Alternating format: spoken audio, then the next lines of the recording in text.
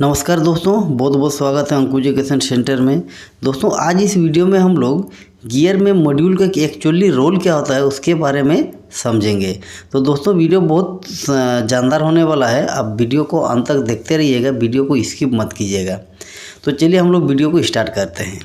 दोस्तों एक्चुअली जो मॉड्यूल होता है उसके बारे में हर किसी को पता है कि गियर में जो पी सर्किल डायमीटर होता है उसको अगर नंबर ऑफ टीथ से हम लोग डिवाइड कर देते हैं तो हमें मॉड्यूल मिलता है। तो चलिए मैं आप लोगों को सबसे पहले मॉड्यूल के कैलकुलेशन के बारे में थोड़ा बता देता हूं और उसके बाद हम लोग देखेंगे और जानेंगे कि गियर में जो मॉड्यूल होता है उसके एक्चुअली रोल क्या होता है। दोस्तों जो मॉड्यूल हम लोग निकालते हैं वो एक्चुअली जिस गियर के बारे में हम लोग सोचते हैं या जिस गियर के बारे में हम लोग मतलब उसका जानकारी लेना चाहते हैं तो उस गियर में हम लोग देखते हैं कि इसका जो पिच सर्किल डायमीटर है पीसीडी, उसको अगर हम लोग गियर में जितने भी टीथ होते हैं काउंट करके गिन के अगर हम उसको डिवाइड कर देंगे तो हमें पता चलेगा कि उसका मॉड्यूल कितना है। लेकिन दोस्तों ये जो मॉड्यूल है ये पता करने से ही नहीं होगा, आपको समझना होगा कि गियर में मॉड्यूल का एक्चुअल रोल क्या है। तो आज मैं आप लोगों को बताऊंगा कि मॉड्यूल का एक्चुअल रोल क्या होता है। दोस्तों मॉड्यूल का कैलकुलेशन करना बहुत इजी है, लेकिन जब हम दो गियर को जैसे बड़ा गियर और छोटा गियर और पिनियन का जब अलाइनमेंट वगैरह करते हैं तो उस समय मॉड्यूल का बहुत ही बड़ा रोल रहता है। दोस्तों जब आप दो गियर का अलाइनमेंट करोगे तो उस समय क्या होता है कि दोनों गियर का जो कांटेक्ट पॉइंट होता है वो एक पॉइंट होना चाहिए ताकि गियर में जो लोड का डिस्ट्रीब्यूशन होगा वो बराबर होगा और गियर आपका स्मूथ चलेगा।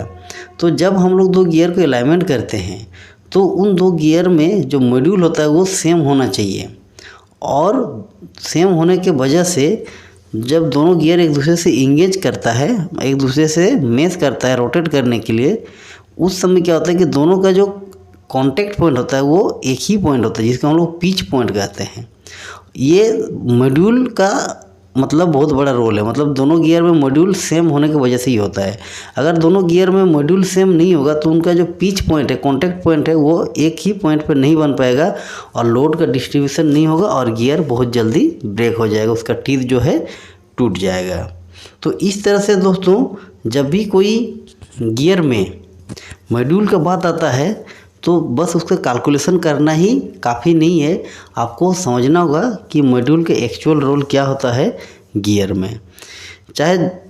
कोई भी टाइप का गियर हो, आप उसमें देखेंगे कि उसमें जो पीसीडी का मार्किंग होता है उस पीसीडी का मार्किंग से उसका जो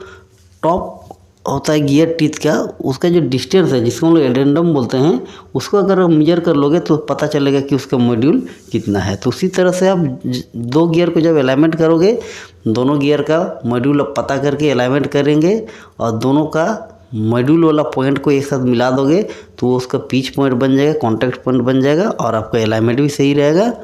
और गियर स्मूथ चलेगा। तो आई होप दोस्तों ये जो मैं जानकारी आपको देना चाहता था आपको समझ में आया होगा। अगर समझ में आया तो वीडियो को लाइक, शेयर और चैनल को सब्सक्राइब करके ऑल पे क्लिक करिए ताकि जो भी मैं वीडियो इस चैनल में अपलोड करूँगा उसका नोटिफिकेशन आप तक पहुँच सके। धन्यवाद।